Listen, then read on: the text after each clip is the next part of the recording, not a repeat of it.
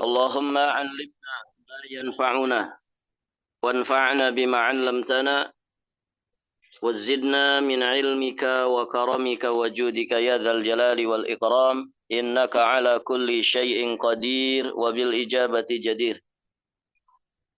Para hadirin akhwat wa ummahat fillah rahimani wa rahimakumullah.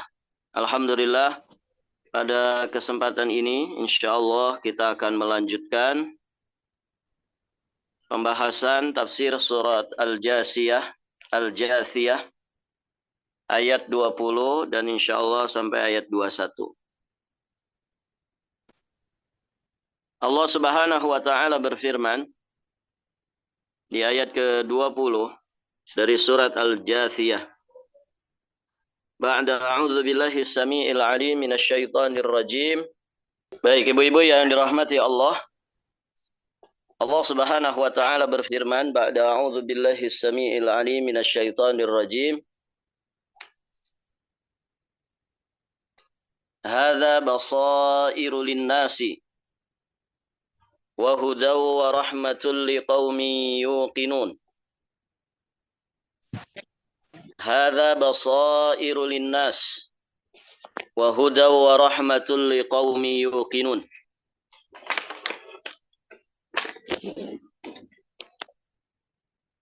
Artinya Al-Quran ini adalah pedoman bagi manusia,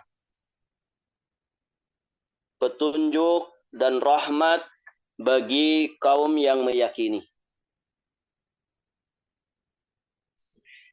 Ayat ke-21 Allah berfirman, Am hasibal ladzina ijtarahu as-sayyi'ati an naj'alahum kalladzina amanu wa 'amilus shalihat sawa'an mahyahum wa mamatuhum sa'a ma yahkumun.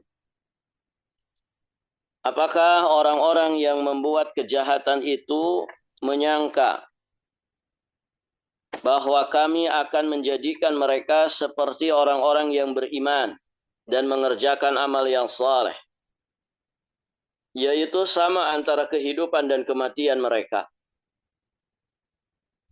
Amat buruklah apa yang mereka sangka itu.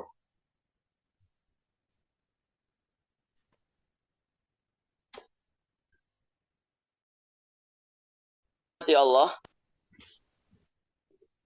ayat ke-20 ini memberikan beberapa pelajaran kepada kita tentang beberapa fungsi daripada Al-Quranul Karim. Baik, dan sebelum itu ada ayat yang semakna dengan ayat ini, yakni di surat An-Nahl ayat 89. Allah Subhanahu wa taala berfirman, "Wa nazzalna 'alaikal kitaba tibyanan likulli syai'in wa hudaw wa rahmatan wa busyra lil muslimin." Dan kami turunkan kepadamu Alkitab. Dan kami turunkan kepadamu Alkitab, yakni Al-Quran. Untuk apa? Tibyanan likulli syai'. Untuk menjelaskan segala sesuatu. Wahudan. Dan untuk petunjuk. Warahmah. Serta rahmat. Wa busyra lil muslimin. Dan kabar gembira bagi orang-orang yang berserah diri. Perhatikan, di ayat ke-20 surat Al-Jasiyah ini Allah menyebutkan 3 fungsi daripada Al-Quran. Di surat An-Nahl 3 fungsi itu disebutkan lagi dan ditambahkan dengan busyra lil muslimin. Jadi basairul linnas, nah itu yang dimaksud dengan tibyanan likulli syai'. Ya, nanti kita jelaskan makna dari basirah. Itu sinonim ya dengan ilmu. Dan ilmu itu tibyanan likulli syai', menjelaskan segala sesuatu. Wahudan, kemudian sebagai petunjuk, warahmah, dan juga sebagai rahmat. Ditambah lagi di surat An-Nahl 89 ini wa busyra, dan sebagai pemberi berita gembira lil muslimin, bagi kaum muslimin. Baik, ibu-ibu yang dirahmati Allah. Faidah kedua, ayat ke-20 ini menjelaskan kepada kita tentang fungsi, 3 fungsi daripada Al-Quranul Karim. Yang pertama, Al-Quran itu basairul linnas. Dia adalah pedoman bagi kehidupan manusia. Basair adalah bentuk jamak dari basiratun, yang artinya pandangan. Al-Basir maknanya ya yang melihat. Di antara nama Allah, Allah memiliki nama Al-Basir, yang maha melihat. Jadi basirah itu pandangan. Kalimat basirah ini bersinonim dengan definisi ilmu, yakni idrakul syai', idrakul aql bisyai' idrakan jaziman ala ma huwa alaih. Jadi yang disebut dengan basira itu sama maknanya dengan ilmu, yakni pengetahuan akal terhadap segala sesuatu sesuai dengan hakikat sebenarnya. Pengetahuan akal terhadap sesuatu sesuai dengan hakikat sebenarnya. Nah, inilah basirah. Dia mirip dengan fungsi pandangan mata. Mata ini kalau normal, mata kita jika sehat, maka dia akan melihat sesuatu sebagaimana hakikat sebenarnya sesuatu itu. Nampak jelas. Thayyib. Nah, Al-Quran dikatakan sebagai basairul linnas, sebagai kitab yang membimbing dan menjadi pedoman bagi manusia untuk mengetahui segala sesuatu yang hak, segala sesuatu yang batil sesuai dengan hakikat sebenarnya. Maka ibu-ibu yang dirahmati Allah, dengan Al-Quranul Karim, manusia dapat melihat dengan sangat jelas mana jalan yang lurus dan mana jalan yang bengkok serta menyimpang. Manusia pun dengan Al-Quran, dia bisa menyaksikan mana yang hak dan mana yang batil. Dia pun bisa mengamati dan membedakan antara perkara yang mendatangkan manfaat dengan yang menghasilkan madarat dan mafsadat. Semua dengan pedoman dan bimbingan dari Al-Quranul Karim. Semakin mendalam ilmu seseorang tentang Al-Quran, maka semakin dia memiliki basirah, pandangan mata hati yang tajam untuk menganalisa segala sesuatu, membedakan segala sesuatu sesuai dengan hakikat sebenarnya. Nah, ini yang dimaksud dengan basair linnas. Barakallahu fikum. Dan ibu-ibu yang dirahmati Allah, tentu manusia sangat membutuhkan pedoman Al-Quran ini. Terlebih di masa-masa fitnah, terutama fitnah syubuhat, ya, fitnah pengaburan, ya, fitnah pengaburan tentang hakikat daripada agama ini. Ya, sudah terlalu banyak perkara-perkara agama yang kemudian dikaburkan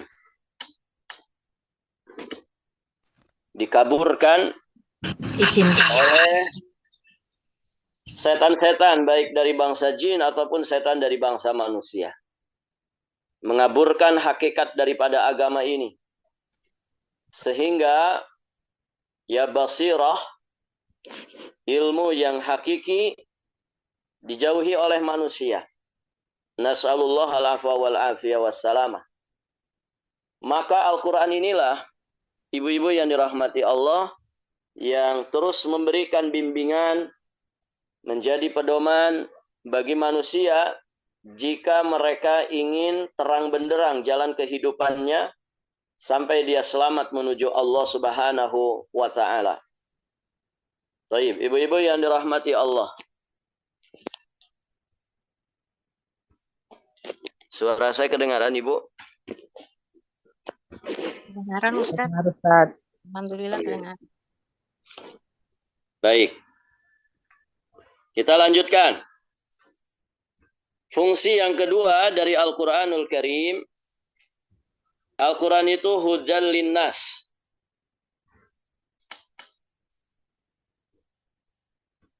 Diambil dari kata wahudan. Al-Quran itu hudan. Hudan linnas. Dia adalah petunjuk bagi manusia. Al-Quran itu adalah petunjuk bagi manusia.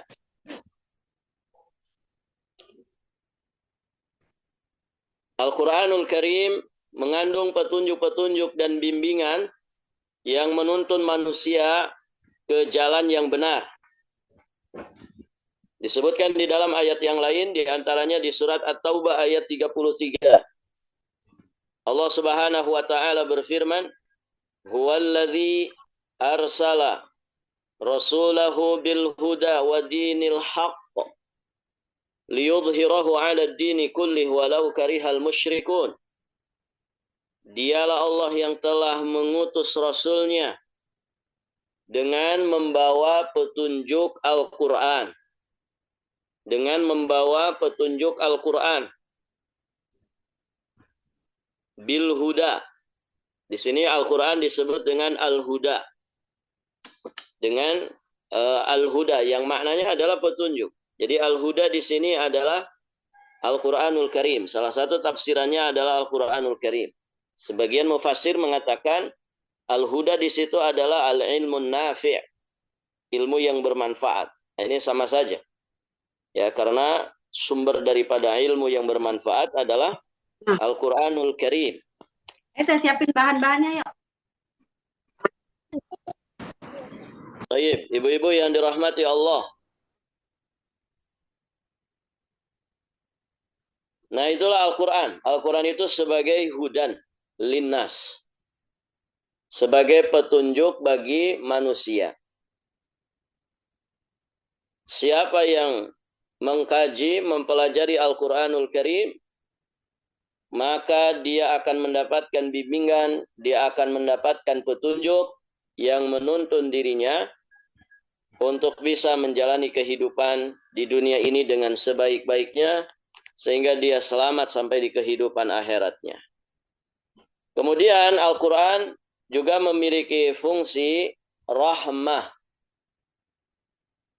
Wa rahmatun liqaumi yuqinun. Jadi Al-Quran itu juga adalah rahmat linnas. Tadi ayatnya di depan sudah kita baca. Surat An-Nahl ayat 89. Kemudian kita tambahkan lagi di sini. Bagaimana Al-Quran itu memiliki fungsi sebagai rahmat. Bisa dilihat di surat Al-Isra ayat 82. Allah Subhanahu wa taala berfirman, "Wa nunazzilu minal Qur'ani ma huwa shifaa'un wa rahmatul lil mu'minin wa la yazidudz zalimin illa khasara."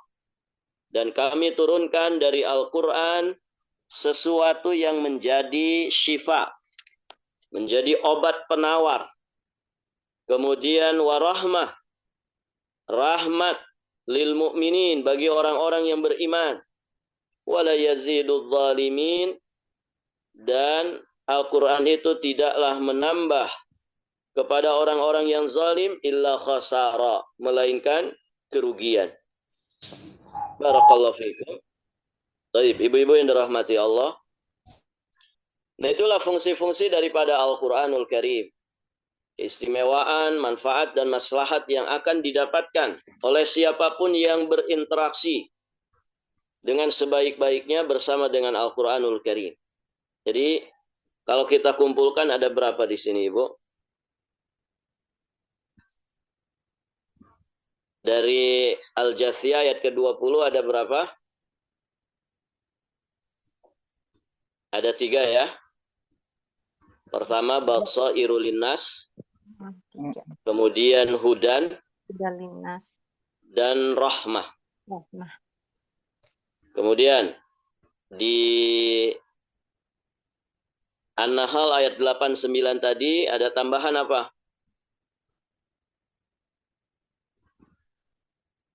An-Nahl ayat 89 itu yang di faidah pertama. Petunjuk. Kabar gembira ya, petunjuk. Wa busyra. Ya. Wa busyra lil muslimin. Kabar gembira. Ya, membawa berita gembira bagi kaum muslimin. Ini Tambah satu kali lagi. kita untuk berbicara ngapain? Enggak. Tambah lagi di mana? Di surat Al-Isra tadi ayat 82. Apa tambahannya? Al-Isra ayat 82. Kabar yang memenangkan dari agama yang lain. Nanti besok Fungsi Al-Quran. Apa tambahannya? Tadi sudah 4 kita sampaikan. penawar. Barakallahu fiik. Syifa. Al-Quran itu syifa. Berarti totalnya berapa?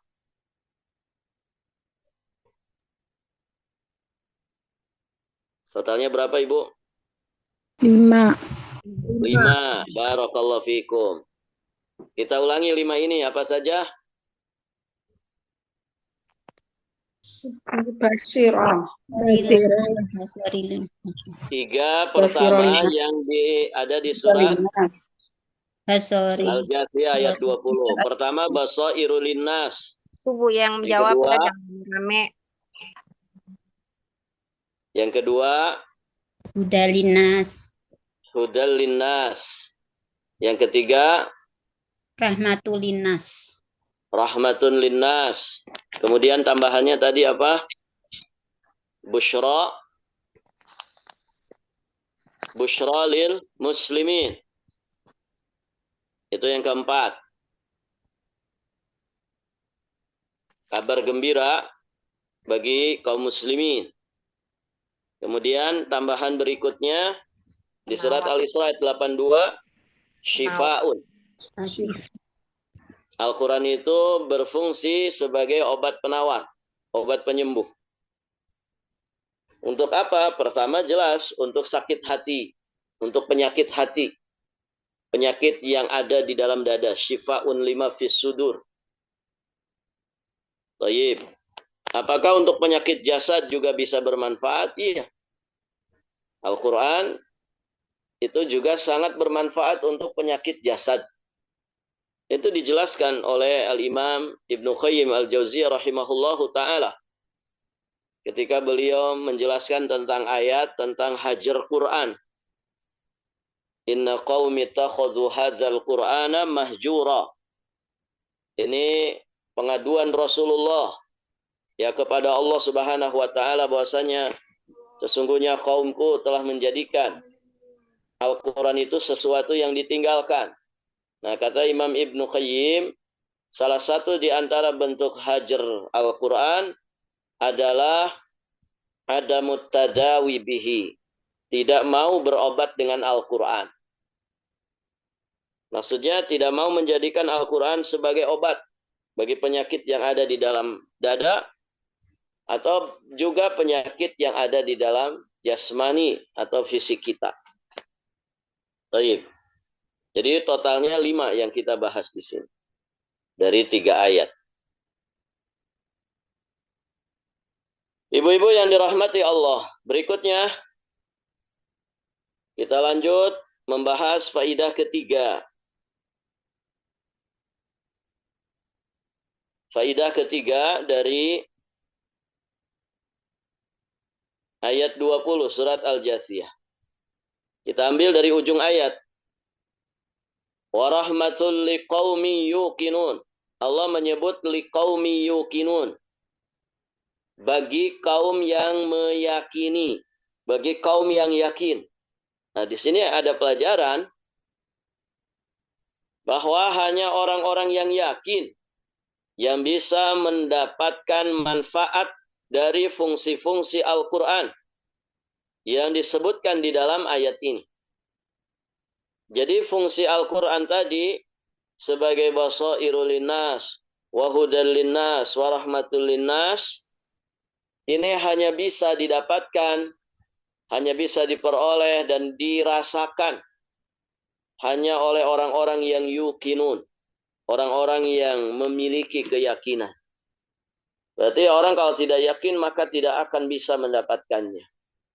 Orang yang ragu-ragu seperti orang munafik, mereka meragukan Al-Quran, bahkan mengkufuri Al-Quran, maka jelas Al-Quran itu tidak akan memberikan manfaatnya, maslahatnya, tidak akan memberikan fadailnya, ya, keistimewaan dan keutamaan. Tidak akan. Kenapa? Karena keraguan dan keingkaran mereka itu yang menjadi penghalangnya. Tidak bisa mereka mendapatkan ya manfaat-manfaat dari Al-Quran tersebut. Karena dihalangi oleh keraguan dan juga kekufuran mereka. Baik, ibu-ibu yang dirahmati Allah. Para ulama menjelaskan bahwa yakin itu bagi keimanan ibaratkan ruh bagi jasad. Jadi nggak ada yakin maka tidak ada iman, begitu ya. Kedudukan yakin bagi keimanan itu seperti kedudukan ruh bagi jasad. Maka ruhnya keimanan adalah keyakinan. Ruhul iman itu al-yakin. Ruhnya keimanan itu adalah keyakinan. Dan yakin, ibu-ibu yang dirahmati Allah, ini sifatnya orang-orang yang beruntung dan orang-orang yang benar-benar di atas petunjuk. Taib. Ya, urusan dunia saja, Ibu. Urusan dunia itu bisa dibedakan. Bisa dibedakan.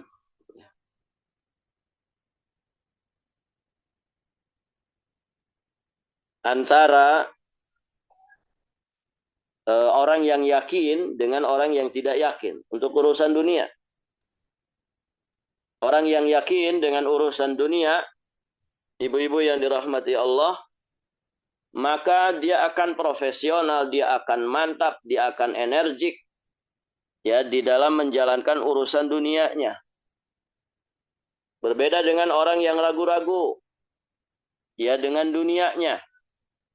Cenderung orang yang ragu itu jauh dari kesuksesan. Nah, kalau dalam urusan dunia membutuhkan keyakinan. Lihat ya, kalau motivasi-motivasi dunia itu di antara poin yang sering disampaikan, kita mesti yakin dengan kesuksesan. Begitu. Barakallahu fikum. Kalau untuk kebaikan dunia, urusan dunia, kita mesti punya keyakinan. Bagaimana dengan urusan agama ini? Bagaimana lagi dengan urusan keselamatan kita di kehidupan akhirat? Seorang hamba yang ingin selamat mesti memiliki keyakinan. Yakin bahwa siapapun berpeluang untuk bisa mendapatkan keselamatan dan kebahagiaan di kehidupan akhiratnya. Kita betul-betul didorong, dimotivasi dengan motivasi yang sangat besar. Ya, di antaranya kita dilarang ya untuk berputus asa dari rahmat Allah. Kita diperintah ya untuk berlomba di dalam kebaikan. Kita disuruh untuk bertaubat. Kita disuruh untuk mengucapkan kata-kata yang positif, kata-kata yang baik. Kita disuruh berdoa, menggantungkan jiwa raga kita kepada Allah. Ini semua dorongan-dorongan yang begitu kuat untuk mengantarkan kita kepada keselamatan dan kebahagiaan. Nah, ini harus dengan keyakinan. Harus dengan keyakinan. Barakallahu fikum. Baik, ibu-ibu yang dirahmati Allah. Jadi yakin itu sifatnya orang-orang yang beruntung. Sedangkan orang-orang yang pailit, tidak beruntung, orang-orang yang muflis, itu biasanya mereka adalah orang-orang yang ragu. Orang-orang yang tidak berani melangkah. Sedangkan orang-orang yang yakin, terbuka lebar ya peluang kesuksesan di hadapan diri. Begitu Ibu ya. Jadi masing-masing kita liyazim al-mas'alah. Memantapkan kondisinya. Memantapkan segala sesuatunya untuk Allah. Begitu. Islam mengajari kita optimis. Jangan pesimis. Barakallahu fikum. Lihat Nabi ketika memerintahkan kita meminta surga, disuruh kita minta surga Firdaus. Jadi jangan minder, jangan pesimis. Ustaz, saya mah tidak ada tampang masuk surga. Nggak boleh begitu. Ya memang tampang surga itu bagaimana? Barakallahu fikum. Semua berpeluang untuk selamat dan bahagia di akhirat. Dan Allah sudah mendorong itu. Rasulullah memotivasi kita untuk itu. Fastabiqul khairat. Berpaculah kalian, berlomba kalian dalam kebaikan. Cuman yang jadi masalah, banyak orang yang cita-citanya masuk surga itu lebih tepat dibilang angan-angan kosong. Mimpi di siang bolong ingin masuk surga. Maksudnya apa? Mereka yang bercita-cita masuk surga, tapi tidak dibarengi dengan ikhtiar yang baik. Tidak dibarengi dengan taqarrubnya kepada Allah Subhanahu wa Ta'ala. Nah itu yang jadi masalah. Pengennya masuk surga, tapi nggak mau belajar agama. Pengennya masuk surga, tidak mau beriman dan bertakwa. Ya ini orang yang sedang membual. Bukan orang yang sedang bercita-cita. Tarjun najata. Walam tasluk masalikaha. Inna safinata la tajri ala liyabasi. Engkau mengharapkan kesuksesan, keselamatan. Walam tasluk masalikaha. Tapi engkau tidak mau menempuh jalan-jalan kesuksesan itu. Inna safinata la tajri ala liyabas. Ya sesungguhnya bahtera itu tidak akan pernah berlayar di atas daratan. Taib. Ibu-ibu yang dirahmati Allah, maka yakinlah. Yakin, seorang mukmin itu harus yakin. Yakin ya dia bisa selamat sampai di surga Allah. Begitu, jangan putus asa dari rahmat Allah. Terus perbaiki diri. Memang jatuh bangun, iya. Nah, itulah perjalanan, perjuangan kehidupan manusia. Ya.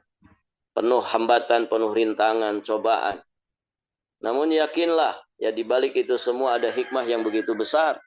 Untuk kemudian kita melakukan lompatan dan loncatan yang lebih tinggi lagi. Untuk menggapai derajat yang mulia di sisi Allah Subhanahu wa Ta'ala. Makanya sekali lagi yakin itu adalah sifatnya orang-orang yang beruntung. Dan orang-orang yang benar-benar berada di atas petunjuk. Allah jelaskan di surat Al-Baqarah ayat yang keempat sampai kelima. Walladzina yu'minuna bima unzila ilaika wa ma unzila min qablika wa bil akhirati hum yuqinun. Ulaika ala hudam min rabbihim wa ulaika humul muflihun. Perhatikan ayatnya. Dan mereka yang beriman kepada kitab, yakni Al-Quran yang telah diturunkan kepadamu dan kitab-kitab yang telah diturunkan sebelummu. Ini sifatnya orang-orang beriman, sifatnya orang-orang bertakwa. Mereka beriman kepada Al-Quran dan kitab-kitab samawi yang lainnya. Kemudian sifat mereka yang berikutnya, wabil akhirati hum yuqinun. Mereka ini, ibu-ibu yang dirahmati Allah, sangat yakin dengan adanya kehidupan akhirat. Sangat yakin dengan adanya kehidupan akhirat. Maka, orang yang beriman kepada kitab, orang yang yakin terhadap yaumul akhir, mereka itulah yang dinyatakan oleh Allah Subhanahu wa Ta'ala ala hudam mir rabbihim. Berada di atas petunjuk Rabbnya. Ditambah lagi Allah sampaikan wa ulaika humul muflihun. Mereka itulah orang-orang yang beruntung. Siapapun yang ingin beruntung, dunia dan juga akhiratnya, yakinlah. Milikilah keyakinan ini. Taib. Kemudian ayat ke-21. Allah Subhanahu wa taala berfirman, "Am hasibal ladzina ijtarahus sayyiati an naj'alahum kalladzina amanu wa 'amilus shalihat sawa'an mahyahum wa mamatuhum sa'a ma yahkumun." Apakah orang-orang yang membuat kejahatan itu menyangka bahwa kami akan menjadikan mereka seperti orang-orang yang beriman dan mengerjakan amal yang saleh? Yakni apakah sama antara kehidupan dan kematian mereka? Jawabannya apa, Bu? Jawabannya sudah diketahui. Tentu berbeda, enggak sama. Sebagaimana ya minyak dan air tidak sama, tidak bisa bersatu. Baik, ibu-ibu yang dirahmati Allah. Maka orang yang berbuat kejahatan dengan orang yang berbuat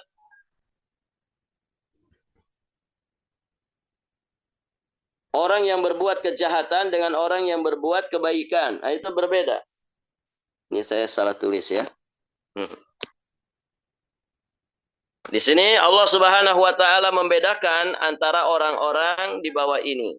Pertama, orang yang berbuat kejahatan dengan yang berbuat kebaikan, itu bukan keburukan. Jahat sama buruk kan sama. Itu maksudnya kebaikan. Orang yang berbuat kejahatan dengan yang berbuat keburukan, yang berbuat kebaikan, itu berbeda. Juga kondisi mereka, kondisi hidupnya juga berbeda. Orang yang berbuat kebajikan dengan orang yang berbuat keburukan itu beda. Kondisi kehidupan mereka, lihat kebiasaan hidupnya, aktivitas kesehariannya berbeda. Termasuk nanti kematian mereka. Matinya orang yang baik itu husnul khotimah. Ya, sedangkan matinya orang yang berbuat jahat su'ul khotimah. Beda. Ya kan? Taib. Nah, di sana Allah Subhanahu wa taala banyak juga memberikan penjelasan tentang bedanya satu orang tertentu dengan orang yang lain, satu sifat tertentu dengan sifat yang lain. Kita nukilkan di sini orang yang berilmu dengan orang jahil beda. Qul hal yastawil ladzina ya'lamuna wal ladzina la ya'lamun. Allah membedakan itu. Katakanlah apakah sama orang-orang yang berilmu dengan orang-orang yang tidak berilmu? Jelas beda. Orang berilmu dengan orang jahil itu beda.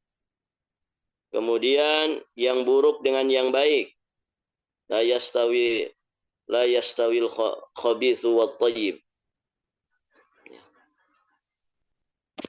Tidak sama antara yang buruk dengan yang baik. Itu ada di surat Al-Maidah.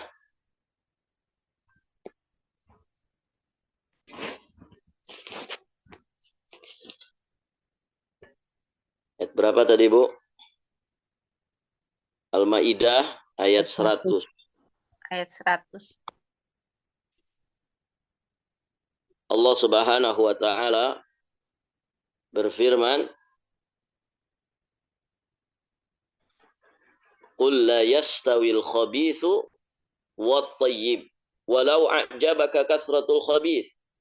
Katakanlah Muhammad, tidaklah sama yang buruk dengan yang baik, meskipun banyaknya keburukan itu menarik hatimu. Ya, memang keburukan itu rata-rata sesuai dengan selera hawa nafsu. Ya. Taib. Maka bertakwalah kepada Allah, wahai orang-orang yang mempunyai akal yang sehat. Fattaqullaha ya ulil albab la'allakum tuflihun, agar kalian tuh beruntung. Kemudian apalagi yang Allah bedakan?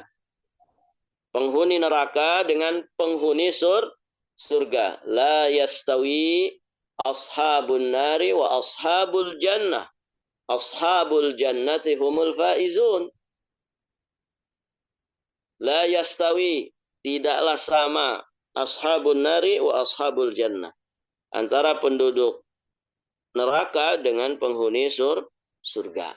Berbeda. Kemudian Allah Subhanahu wa taala juga membedakan antara laki-laki dengan perempuan di surat Al-Imran ayat 36. Jadi walau bagaimanapun, ya laki-laki tetap laki-laki, perempuan tetap perempuan.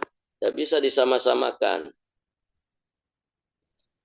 Taib, ibu-ibu yang dirahmati Allah. Walaysa dzakaru kal untha.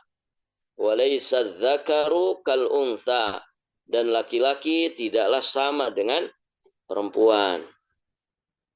Apalagi yang Allah bedakan, yang buta dengan yang melihat, yang gelap dengan yang terang, itu juga berbeda.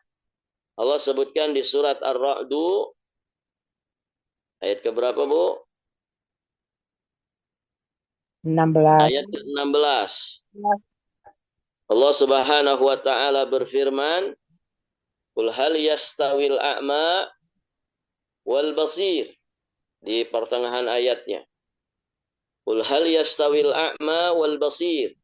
Katakanlah, apakah sama orang yang a'ma, yang buta dengan yang dapat melihat? Jelas berbeda. Am hal tastawidz dzulumat wan nur. Apakah sama ya cahaya dengan kegelapan, kegelapan dengan cahaya? Barakallahu fikum.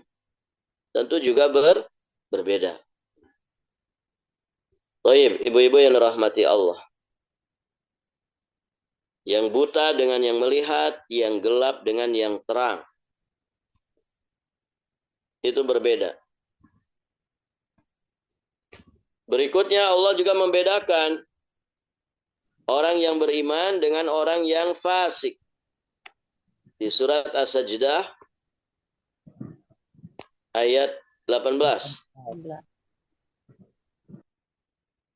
Afaman kana mu'mina kaman kana fasika la yastawun. Maka apakah orang beriman seperti orang yang fasik? Apakah sama antara orang yang beriman dengan orang kafir?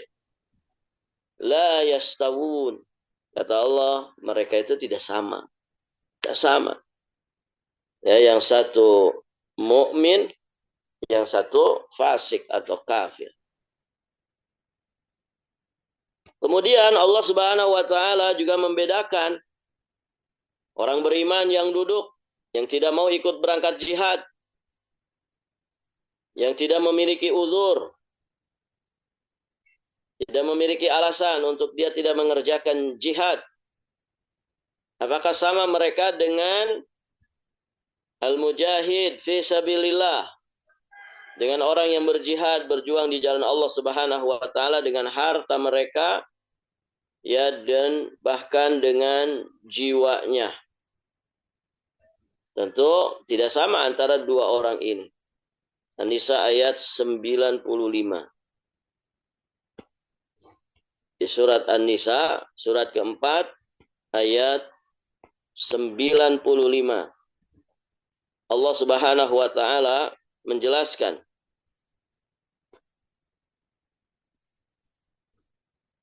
kata Allah Subhanahu wa taala, la yastawi al-qa'idun minal mu'minin ghairu ulil darari wal mujahidun fi sabilillah bi amwalihim wa anfusihim. Tidaklah sama antara orang beriman yang duduk tidak mau ikut perang tanpa dia memiliki uzur, tidaklah sama dengan yang berjihad di jalan Allah Subhanahu wa taala dengan harta dan jiwanya. Jelas berbeda. Orang yang pemalas meninggalkan kewajiban syariat dengan orang yang maksimal di dalam melaksanakan kewajiban syariatnya. Taib, ibu-ibu yang dirahmati Allah. Allah menafikan kesamaan antara mereka berdua. La yastawi. Taib.